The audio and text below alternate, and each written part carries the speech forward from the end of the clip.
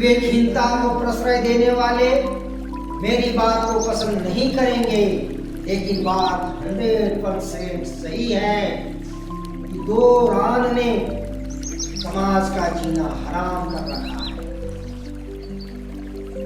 एक है कुरान, दूसरा है कुरान।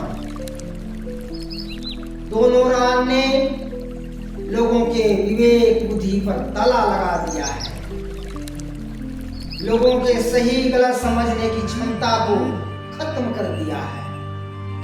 यही कारण है कि समाज गर्त में जा रहा है।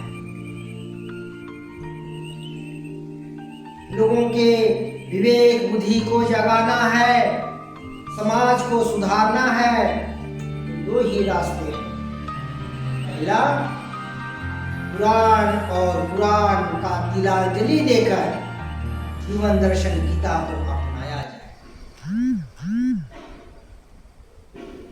या मजहब के नाम पर आपस में कट मर जाए।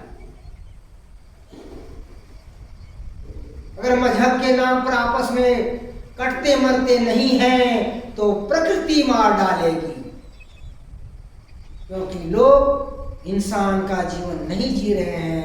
कोई राक्षस का जीवन जी रहा है तो कोई कीड़े मकोड़े का जीवन जी रहा है।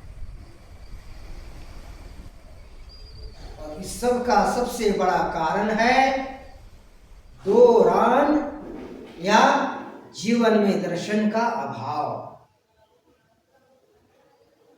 गलत दर्शन के कारण या जीवन में दर्शन के अभाव के कारण लोग राक्षस का जीवन जी रहे हैं या कीड़े मकोड़े का जीवन जी रहे हैं।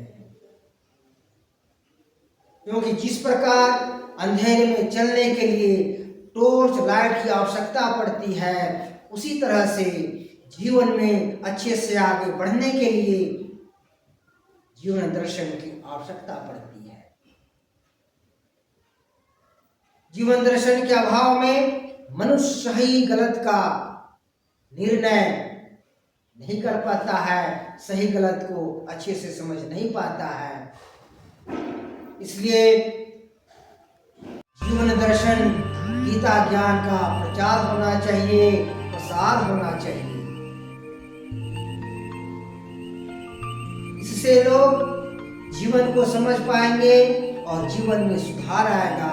परिणाम स्वरूप एक अच्छे समाज का निर्माण होगा।